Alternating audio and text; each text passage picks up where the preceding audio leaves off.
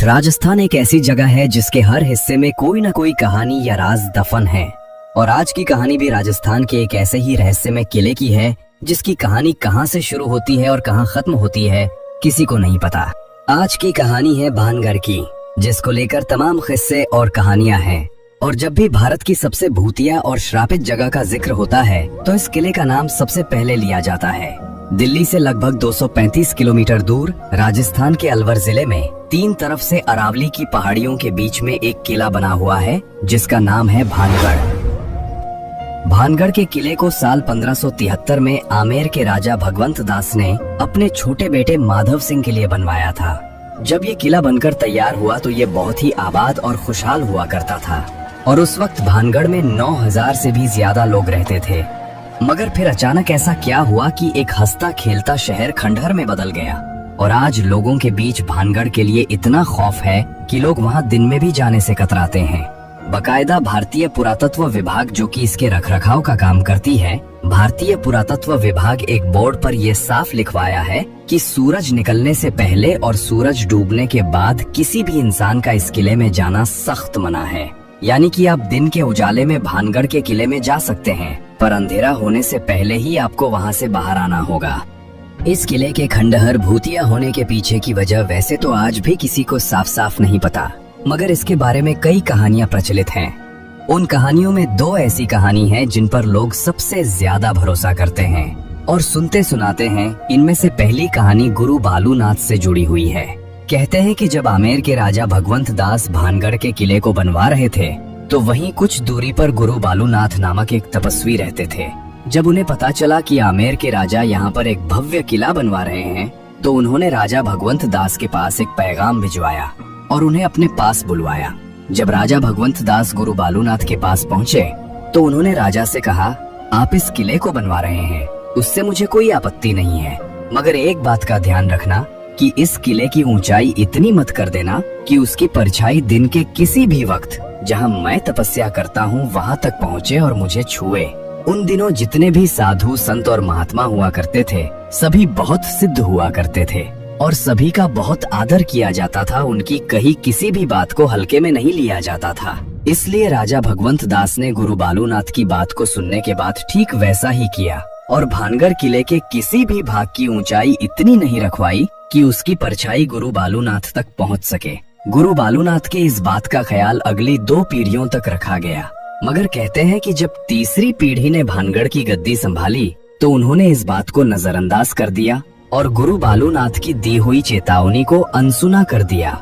इसके बाद उन्होंने भानगढ़ के किले को और ऊंचा करवा दिया, जिसकी वजह से उस किले की परछाई गुरु बालूनाथ तक पहुंच गई।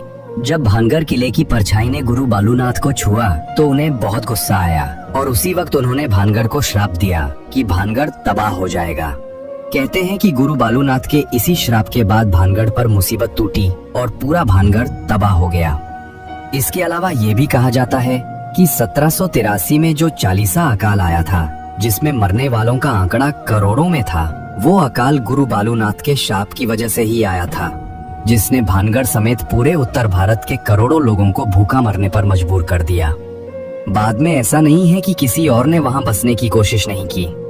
कई लोगों ने भानगढ़ में बसना चाहा और कई लोगों ने वहां नए मकान बनाने की कोशिश भी की, मगर कहते हैं कि जो भी वहां मकान बनाता है उसकी छत कभी नहीं टिकती और हमेशा गिर जाती है। लोगों का मानना है कि ये सब शापित होने की वजह से ही होता है। अब दूसरी कहानी जिस पर लोग सबसे ज्यादा विश्वास करते हैं, वो कहानी एक राजकुमारी से जुड़ी है। कहते हैं कि एक वक्त जब भानगढ़ बहुत ही आबाद और खुशहाल हुआ करता था, तब इस किले के महल में एक राजकुमारी रहती थी जिनका नाम था रत्नावती। राजकुमारी रत्नावती बेहद ही खूबसूरत थी और उनकी सुंदरता के चर्चे दूर दूर तक फैले हुए थे। आए दिन बड़े बड़े राजाओं की शादी के न्योते आते रहते थे, मगर इन राज्यों के अलावा एक और शख्स जो राजकुमारी रत्नावती का दीवाना था, उसका नाम था सिंधिया। सिंधिया एक तांत्रिक था और जब से उसने राजकुमारी रत्नावती को देखा तभी से वो उसके ऊपर बुरी तरह फिदा हो गया था। अब वो किसी भी तरह राजकुमारी रत्नावती को पाना चाहता था, मगर उसे पता था कि वो सीधे तरीके से कभी भी राजकुमारी को नहीं पा सकता, क्योंकि कहाँ और संसार में रहने वाला एक तांत्रिक और कहाँ महलों में रहने वाली राजकुमारी इसलिए उसने राजकुमारी रत्नावती को हासिल करने के लिए दूसरा तरीका ढूंढ निकाला और अब बस सही मौके की फिराक में लग गया। एक दिन आखिरकार उसे ये मौका मिल ही गया। उस दिन राजकुमारी रत्नावती की एक दासी भानगढ़ के बाजार में आई। दरअसल वो राजकुमारी के लिए बालों में लगाने वाला तेल खरीदने आई थी। तांत्रिक सिंधिया किसी ऐसे ही मौके की तलाश में था। जब वो दासी तेल खरीद कर वापस जाने लगी तो तांत्रिक सिंधिया ने उसे किसी बहाने से रोक लिया।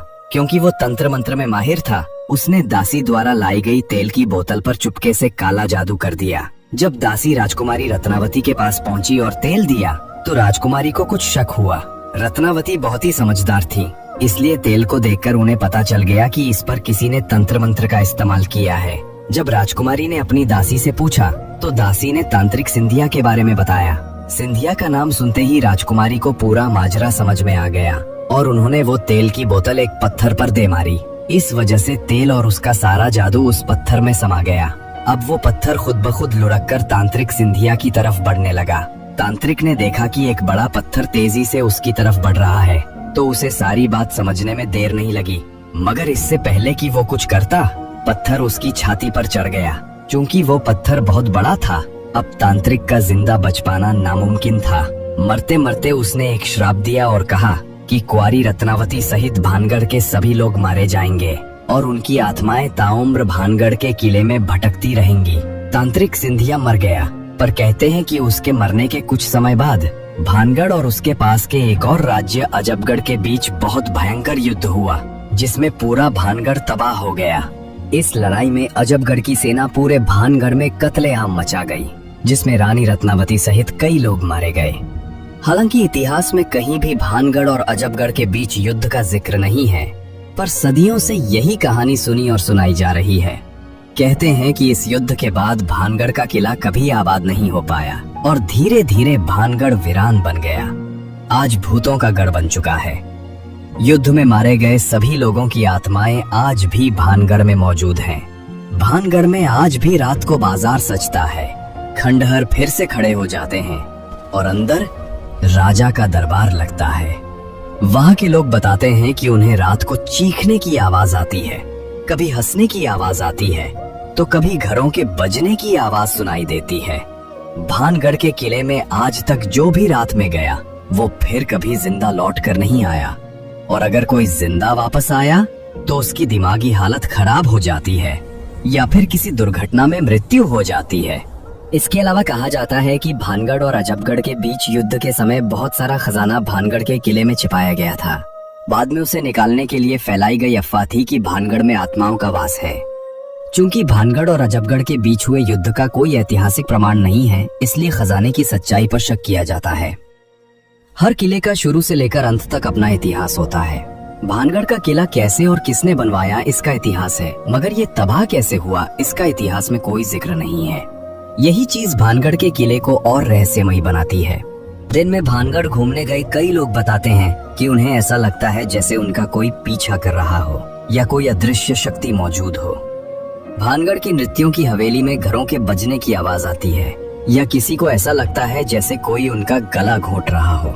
इन खबरों के बाद कई बड़े न्यूज चैनल और पैरानॉर्मल सोसाइटी ऑफ इंडिया की टीम रात में जाकर भानगढ़ की पड़ताल कर चुके हैं। उन्होंने अपने साथ भूतों या आत्माओं की मौजूदगी बताने वाले डिवाइस भी लिए। पड़ताल में उन्हें कुछ प्रमाण मिले, मगर वहाँ किसी आत्मा का वास है या नहीं, इसका कोई ठोस सबूत नहीं मिला। ना ही उन्होंने सजे हुए बाजार या राजा का दरबार देखा। लोग भानगढ़ के बारे में जो कुछ भी सुनते या पढ़ते हैं, उसी की वजह से वहाँ कोई अदृश्य शक्ति मौजूद होने का भ्रम होता है। भारत सरकार की तरफ से रात में किले में एंट्री बैन करने की वजह से भी भूत प्रेत वाली बातें हवा में फैल गईं। वहीं दूसरी तरफ लोग आज भी इन किस्सों और कहानियों को सच मानते हैं और उनके अनुसार भानगढ़ के किले में आज भी भूत और आत्माएं मौजूद हैं। कुल मिलाकर आज भी किसी को नहीं पता कि 300 साल पहले भानगढ़ में ऐसा क्या हुआ कि वो वीरान और खंडर बन गया और पूरे भारत की सबसे डरावनी और भूतिया जगह बन गया। तो ये थी पूरी कहानी भूतों के गढ़ भानगढ़ की। मुझे उम्मीद है कि आपको मेरी जानकारी जरूर पसंद आई होगी।